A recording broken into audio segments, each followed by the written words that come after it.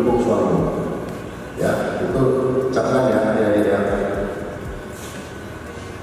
Dukung suami yang baik. Demikian juga yang dari Morinya, ya, adik-adik saya nih, sesibuk apapun, ya, suami harus memperhatikan istri. Ya, saya harapkan ya dari pasangan dua belah pihak ya nantinya setelah sidang PP4 bisa menjaga diri ya dari godaan macam-macam, dan berharap nantinya sampai kakek dan nenek serta mendapat keturunan yang baik-baik bisa nanti menjadi keluarga sakinah mawaddah warahmah ya.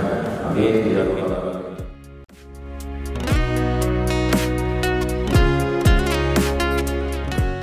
Sebelum kita menikah di tahun Nabi, betul-betul kamu berpikir sudah siapkah menjadi bidadari atau belum siap? Sudah siapkah menerima pasangan dari suami?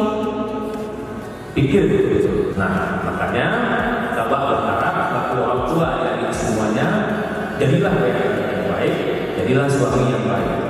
Sakinah, mawaddah